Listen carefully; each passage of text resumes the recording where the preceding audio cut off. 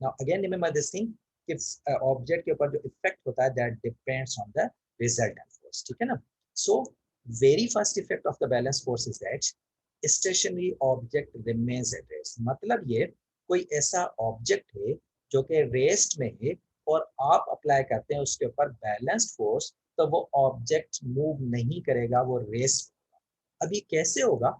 Just consider this object, आप इसके ऊपर एक फोर्स अप्लाई करें 10 Newton. Now this is an unbalance force because इसके ऑपोजिट डायरेक्शन कोई भी फोर्स नहीं है, तो ये अनबैलेंस फोर्स है। तो ये अनबैलेंस फोर्स इस ऑब्जेक्ट के ऊपर क्या इफेक्ट करेगी? It will move this object, ठीक है ना। बिकॉज अब इस केस में जो रिजल्टेंट आ रहा है नॉन जीरो आ रहा है, तो जिस डायरेक्शन में रिजल्टेंट होगा ऑब्जेक्ट उसी डायरेक्शन में मूव कर जाएगा। नाउ कंसीडर कि यही ऑब्जेक्ट है, आप क्या करते हैं, साइमल्टेनियसली ऑब्जेक्ट अभी रेस में है, आपने स्टार्ट में ही क्या कर दिया, दोनों साइड से equal amount of force apply कर देते। मींस कि ऑब्जेक्ट का रेस में था, आपने साइमल्टेनियसली दोनों साइड से equal amount of force apply कर दी। जब आपने equal amount of force apply कर दी, दैट मीन्स कि आपने इस केस में रिजल्टेंट को आपने कर दिया जीरो, बिकॉज दोनों फोर्सेस का मैग्नीट्यूड सेम है, तो इस केस में रिजल्टेंट क्या हो जाएगा, जीरो। आपने ऑब्जेक्ट को स्टार्ट में ही उसके रिजल्टेंट को जीरो कर दिया। तो जब आपने ऑब्जेक्ट के रिजल्टेंट को जीरो कर दिया, तो ये जीरो रिजल्टेंट ये इंडिकेट कर रहा है कि अब आप, बिकॉज आप जब ऑब्जेक्ट को मूव करवाना चाहते हैं तो एक्चुअली आप कर क्या रहे होते हैं, आप उसकी वेलोसिटी को जीरो से किसी नॉन जीरो वैल्यू पे लेकर, मींस अगर ऑब्जेक्ट रेस में उसकी वेलोसिटी जीरो है, जब आप मूव करवाएंगे तो definitely it will have some non zero velocity. आपने उसकी वेलोसिटी को चेंज करवाना है from zero to some non zero value, ठीक है ना। लेकिन वेलोसिटी को चेंज करने का मतलब ये है कि आपने उसमें एक्सेलरेशन प्रोड्यूस करवानी है, बिकॉज एक्सेलरेशन होता है चेंज इन वेलोसिटी। तो आपको एक्सेलरेशन प्रोड्यूस करवानी थी, लेकिन एक्सेलरेशन तब प्रोड्यूस होती है जब ऑब्जेक्ट के ऊपर कोई नेट फोर्स एक्ट कर रही हो, कोई non zero resultant force act कर रही हो, only then acceleration can be produce. लेकिन आपने इस कंडीशन में स्टार्ट में ऑब्जेक्ट की रिजल्टेंट फोर्स को जीरो कर दिया, तो ये जीरो रिजल्टेंट का मतलब ये it will not produce acceleration in the object. Acceleration produce होने का रिजल्ट ये होगा कि ऑब्जेक्ट की जो वेलोसिटी है, ऑब्जेक्ट की स्पीड है, उसमें कोई भी चेंज नहीं आएगा, वो जहां थी वही।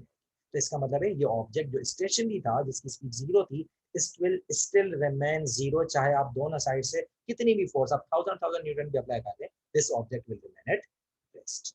ठीक हो गया।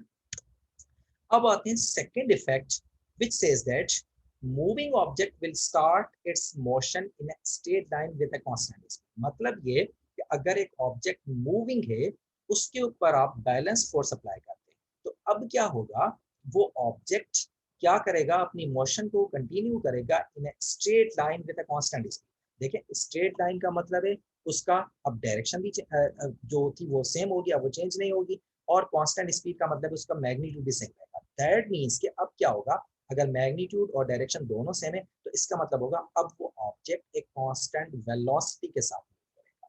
मीन्स कि अगर आपने ऑब्जेक्ट जो कि मूविंग है, आपने उसकी मोशन, ड्यूरिंग इट्स मोशन आपने फोर्सेस को बैलेंस कर दिया, तो ये ऑब्जेक्ट क्या करेगा, अपनी जो उसकी जो वेलोसिटी है, अब वो एक कांस्टेंट वेलोसिटी के साथ मूव करेगा। अब ये कैसे करेगा, सो लेट्स डिस्कस दिस। अब हम इसको पर्टिकुलर केसेस में डिस्कस करते हैं कि लेट्स अज्यूम अ सिचुएशन कि एक ऑब्जेक्ट है which started moving with some resultant force. Definitely उसको मूव करवाने के लिए कोई रिजल्टेंट फोर्स रिक्वायर्ड होगी, बिकॉज जब तक उसके ऊपर रिजल्टेंट फोर्स एक्ट नहीं करेगी वो अपनी स्टेट ही चेंज नहीं करेगा। एट टाइम जीरो क्या होता है, आप एक ऑब्जेक्ट के ऊपर फोर्स अप्लाई करते हैं, some non zero resultant force, जिससे क्या होता है, ऑब्जेक्ट मूव करना स्टार्ट करेगा। और नॉन जीरो रिजल्टेंट फोर्स का मतलब ये होगा, आपने फॉरवर्ड फोर्स को बैकवर्ड फोर्स से ग्रेटर रखना है, ठीक है ना। तो इसका मतलब ये होगा ऑब्जेक्ट की जो स्पीड है it will start increasing. Again for simplicity हम ये अज्यूम करें कि वो स्पीड कांस्टेंट रेट के साथ इंक्रीज होगी, ठीक है ना। अब थोड़ा सा आगे चल के let's say time t1, t1 पे क्या हो रहा है कि ये जो बैकवर्ड फोर्स है, अब वो स्लाइटली ग्रेटर हो जाती है फॉरवर्ड फोर्स से। सो आई होप कि आपको समझ में आ गया होगा कि जैसे ही बैकवर्ड फोर्स ग्रेटर होगी, तो अब इस ऑब्जेक्ट के ऊपर इफेक्ट क्या होगा, मींस कि जितनी स्पीड इसने ऑब्टेन की थी एट टाइम t1, तो जैसे ही बैकवर्ड फोर्स ग्रेटर होगी, तो अब इस ऑब्जेक्ट की स्पीड विल स्टार्ट रिड्यूसिंग, ठीक है ना। एक बात ये, दूसरी बात ये कि there is a slight increase in the backward force. तो इस स्लाइट इंक्रीज का मतलब इसमें जो डिसिलरेशन प्रोड्यूस होगी, वो उसका जो रेट ऑफ डिसिलरेशन होगा, मींस कि उसका जो रेट होगा वो कम होगा as compare to the rate of acceleration, because यहाँ पर जो डिफरेंस आ रहा है वो स्लाइटर डिफरेंस है, वो स्लाइटली इंक्रीज हो रही है। तो अब क्या होगा, तो उसमें डिसेलरेट, ऑब्जेक्ट डिसेलरेट करना स्टार्ट करेगा, मींस कि उसकी जो वेलोसिटी जितनी उसने ऑब्टेन की थी स्पीड, अब वो स्पीड दोबारा रिड्यूस होना स्टार्ट होगी। अब अगर देखें, अगर हम इसको कंटिन्यू इस तरह करते जाएं, मींस के इसको कंटिन्यू करें कि अगर बैकवर्ड फोर्स ग्रेटर रही रहेगी तो object will finally reach to zero. उसके बाद भी हमने डिस्कस कर लिया कि उसके बाद क्या होगा। लेकिन इन दिस केस अब क्या होता है, लेट्स कंसीडर कि T2 क्या है, इट्स अ टाइम जिसपे अभी तक ऑब्जेक्ट ने उसकी जो वेलोसिटी है, उसकी स्पीड है, वो जीरो नहीं हुई। इसकी स्पीड मैक्सिमम से तो रिड्यूस हो गई, लेकिन still it is having some speed. At time T2 क्या होता है, अब ये दोनों फोर्सेस इक्वल हो जाती है। Now this is the case, ये इससे पहले हमने नहीं डिस्कस किया। देखिए, इससे पहले जितने भी हमने केसेस डिस्कस किए, या तो उसमें फॉरवर्ड फोर्स ग्रेटर थी या बैकवर्ड। हमने फर्स्ट केस डिस्कस किया, उसमें हमने कहा फॉरवर्ड जो ड्राइविंग फोर्स है वो बैकवर्ड फोर्स है, फ्रिक्शनल फोर्स है ग्रेटर। सेकंड केस में हमने ये डिस्कस किया कि जो ब्रेक, जहां पे हमने स्टॉप करवाना था, हमने ब्रेकिंग फोर्स को ड्राइविंग फोर्स से ग्रेटर कर दिया। थर्ड केस में हमने जब जनरलाइज किया तो हमने ये कहा था backward forces greater than the forward. तो ऑल दोस केसेस हमने ये कंसीडर किया था कि दोनों फोर्सेस जो है उनका मैग्नीट्यूड डिफरेंट है, एक लार्जर है एक स्मॉलर है। लेकिन अब क्या हो रहा है इस केस में, एट टाइम T2 दोनों फोर्सेस सेम हो जाती हैं, दोनों फोर्सेस इक्वल हो जाती हैं। अब हम देखते हैं कि इन फोर्सेस के इक्वल होने से ऑब्जेक्ट के ऊपर क्या इफेक्ट होगा। अब दोनों फोर्सेस इक्वल होने का मतलब ये, अब रिजल्टेंट जीरो हो जाएगा। बिकॉज अब देखिए प्रीवियस केस में जहां पे दो डिफरेंस होगा, there will be some net resultant force, कोई नॉन जीरो रिजल्टेंट होगा। बट जैसे ही दोनों फोर्सेस इक्वल हो गई तो डेफिनेटली अब इनका रिजल्टेंट क्या हो जाएगा, जीरो हो जाएगा।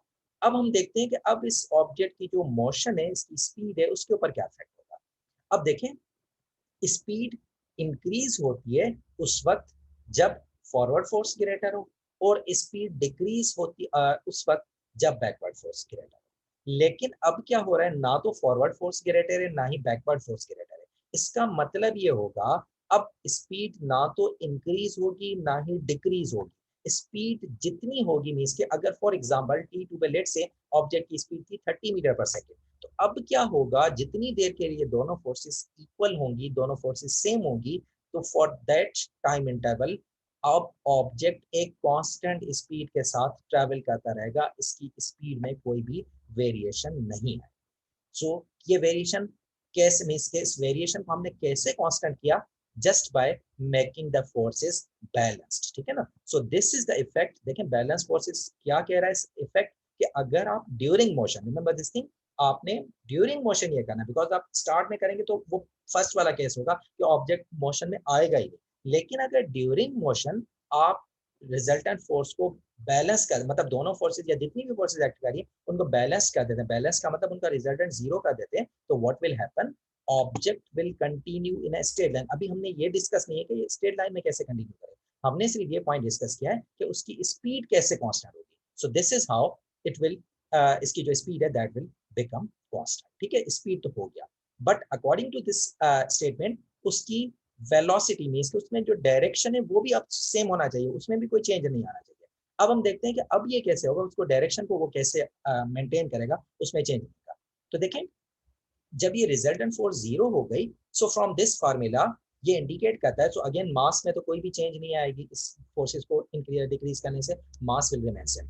तो अगर ये जीरो रिजल्टेंट फोर्स हो जाती है, तो जीरो रिजल्टेंट का मतलब है अब एक्सेलरेशन भी जीरो होगी, because force and acceleration are directly related. जब एक्सेलरेशन जीरो हो गई तो एक्सेलरेशन में दोनों चीजें आ जाती है, एक्सेलरेशन मैग्नीट्यूड के वेरिएशन की वजह से भी प्रोड्यूस हो सकती है और डायरेक्शन की वेरिएशन की वजह से भी प्रोड्यूस हो सकती है। तो अगर एक्सेलरेशन जीरो हो गई, इसका मतलब ये होगा अब ना तो उसका मैग्नीट्यूड चेंज होगा, जो कि हमने यहाँ पर भी ऑब्जर्व कर लिया, ना ही उसकी डायरेक्शन चेंज होगी, बिकॉज डायरेक्शन तब चेंज होगी जब उसके उसमें एक्सेलरेशन प्रोड्यूस होगी, और एक्सेलरेशन को प्रोड्यूस करवाने के लिए there must be some non zero force acting. तो अगर उसके ऊपर जीरो रिजल्टेंट फोर्स एक्ट करेगी तो अब ऑब्जेक्ट मूव करेगा इन ए स्ट्रेट लाइन, मतलब अब उसमें जो एक्सेलरेशन भी और उसकी जो डायरेक्शन होगी वो भी सेम होगी, और उसकी वेलोसिटी स्पीड होगी वो भी सेम होगी, जितनी देर के लिए दोनों फोर्सेस बैलेंस होगी। फिर जाके अगर फॉर एग्जांपल अनबैलेंस हो जाती है, फिर दोबारा depending on which force is greater, अगर फॉरवर्ड ग्रेटर होगी तो स्पीड दोबारा इंक्रीज करने लगेगी, अगर बैकवर्ड फोर्स इंक्रीज होगी तो स्पीड डिक्रीज करने लगेगी। ठीक हो गया, this is the effect.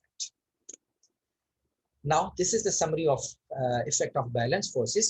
So there are only two effects कि ऑब्जेक्ट रेस्ट में तो वो रेस्ट में रहेगा, ऑब्जेक्ट मोशन में होगा तो it will continue its motion with an zero acceleration, मतलब विद अ कांस्टेंट वेलोसिटी। ठीक हो गया। अब हम आते हैं the thing which we confuse, जिससे हमने कंफ्यूज किया था कि अगर object, sorry, now before discussing that, ये जो हमने इफेक्ट ऑफ बैलेंस्ड और अनबैलेंस्ड फोर्सेस डिस्कस किए, there are few important findings about these effects. ये जो बैलेंस्ड और अनबैलेंस्ड फोर्सेस के इफेक्ट्स हैं, इनसे रिलेटेड कुछ फाइंडिंग्स है, वो हम फाइंडिंग्स डिस्कस कर लेते हैं। They are again very important. अगर आप इन फाइंडिंग्स को समझ लेते हैं, they will help you out throughout the syllabus, because ये कॉन्सेप्ट जो है थ्रू आउट द सिलेबस किसी ना किसी तरह यूज हो रहे होते हैं। तो क्या क्या फाइंडिंग्स हमने ऑब्टेन किए from these balanced and unbalanced forces? First is that object की जो स्टेट है that can only B change bye unbalanced force. ठीक है ना, ये अभी हमने देख लिया कि अगर आप स्टेट चेंज करवाना चाहते हैं तो आपको ऑब्जेक्ट के ऊपर अनबैलेंस्ड फोर्स अप्लाई करनी पड़ेगी। कभी भी बैलेंस फोर्स ऑब्जेक्ट की स्टेट को चेंज नहीं करेगी। देखें, जो हमने इफेक्ट डिस्कस किए बैलेंस फोर्सेस के, उनमें ये था ऑब्जेक्ट अगर रेस में तो वो रेस में ही रहेगा, ऑब्जेक्ट अगर मोशन में, सिंपल उसमें चेंज आएगा कि उसकी जो वेलोसिटी है वो कांस्टेंट हो जाएगी, लेकिन still it will remain in motion, मतलब उसमें जो स्टेट है वो मोशन से रेस में चेंज नहीं होगी।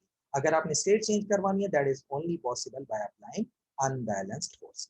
सेकंड फाइंडिंग ये, speed of the object can be increased by increasing forward force and it can be decreased by increasing the backward force। तो ये भी हमने डिस्कस कर लिया कि अगर आपने ऑब्जेक्ट की स्पीड इंक्रीज करना है तो आपको फॉरवर्ड फोर्स इंक्रीज करनी पड़ेगी, इसी तरह अगर आपने स्पीड डिक्रीज करनी है तो आपको बैकवर्ड फोर्स इंक्रीज करनी पड़ेगी। Next finding is that if backward force increases then object decelerates first। तो ये है कि अगर आप ड्यूरिंग मोशन बैकवर्ड फोर्स को इंक्रीज कर देते हैं तो उसका जो वेरी फर्स्ट इफेक्ट ये होगा कि ऑब्जेक्ट डिसेलरेट करेगा। ऐसे नहीं कि डायरेक्टली वो बैकवर्ड मूव करना स्टार्ट करे। First of all it will decelerate and comes to the rest, और उसमें जीरो पे पहुंचने के बाद कम्स टू द रेस्ट, मतलब उसकी वेलोसिटी जीरो हो गई या उसकी स्पीड जीरो हो गई। जीरो पे आने के बाद if you still backward force is greater, मतलब if you still keep the backward force greater, तो अब क्या होगा, object will start its motion in the backward direction।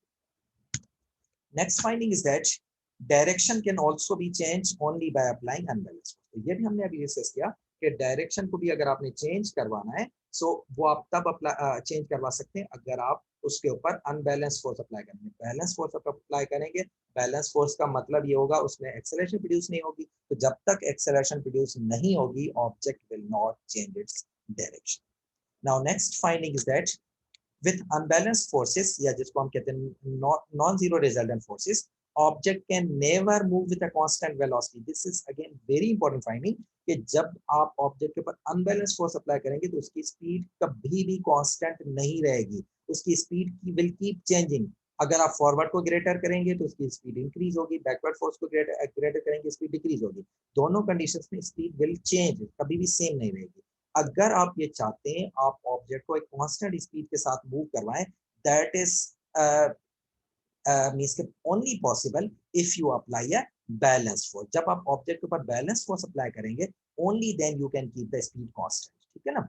इसी तरह बैलेंस फोर्स जो होती है they can not change the speed, ये भी हमने डिस्कस कर लिया। सिमिलरली जब आप ऑब्जेक्ट मींस के जब आप बैलेंस फोर्सेस अप्लाई करते हैं, only then object will move at a constant velocity. So again इससे रिलेटेड भी क्वेश्चन आता है कि what is the condition in which object can move at a constant velocity. तो क्या होगी condition, if the forces acting on the object must be balance. अगर उसके ऊपर बैलेंस फोर्स होगी, only then object can move at a constant velocity. या फिर आप ये कहें जितनी देर के लिए फोर्सेस बैलेंस होगी, ऑब्जेक्ट की स्पीड चेंज नहीं होगी, उसकी वेलोसिटी चेंज नहीं होगी, उसका मैग्नीट्यूड भी सेम रहेगा, उसकी डायरेक्शन भी सेम रहेगी। अगर आपने वेरिएशन लानी है तो आपने फोर्सेस को दोबारा अनबैलेंस करना।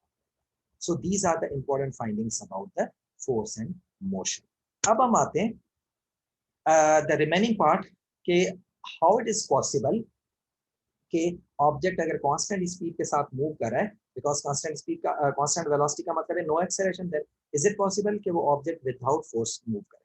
सो now I think I hope कि योर कॉन्सेप्ट्स आर क्लियर कि ये जो फोर्स होती है this is not a applied force but this is a resultant force. मतलब ऑब्जेक्ट की जो मोशन होती है वो डिपेंड कर रही होती है रिजल्टेंट फोर्स पे। तो अगर ऑब्जेक्ट कांस्टेंट वेलोसिटी के साथ मूव कर रहा है तो इसका मतलब ये होगा उसके ऊपर जो रिजल्टेंट फोर्स है वो जीरो एक्ट कर रही है, बिकॉज कांस्टेंट वेलोसिटी का मतलब है बैलेंस फोर्स।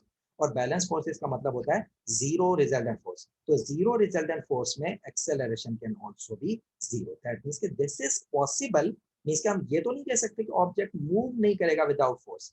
मींस के ऑब्जेक्ट मूव करवाने के लिए उसको लाजमी कोई ना कोई फोर्स चाहिए होगी, लेकिन जब एक बार उसने अपनी मोशन स्टार्ट कर दी तो अब ड्यूरिंग मोशन आप ये कर सकते हैं कि आप उसकी रिजल्टेंट फोर्स को जीरो करें, it will still continue motion but with a constant velocity. ठीक है, so this is all about this lecture. Now इसमें एक और चीज कि देखें, जब आप ऑब्जेक्ट की मोशन को स्टार्ट करवाना चाहते हैं तो मोशन स्टार्ट करवाने के लिए आपको अनबैलेंस फोर्स लाजमी अप्लाई करनी पड़ेगी, उसके बगैर ऑब्जेक्ट अपनी मोशन को स्टार्ट नहीं करेगा। लेकिन ड्यूरिंग इट्स मोशन फिर डिपेंड्स ऑन आप स्पीड को, उस फोर्सेस को बैलेंस या फिर अनबैलेंस रख सकते। ठीक है, so this is all about forces and their types. I hope your concepts are clear. If you still feel any difficulty in understanding anything related to this topic या फिर कोई सा भी टॉपिक जिसमें आपको क्लियर नहीं है, if you have any ambiguity, any question, you can ask on WhatsApp number or on my email address. Okay, this is all about this video. See you with the next video very soon. Have a nice day. Allah Hafiz.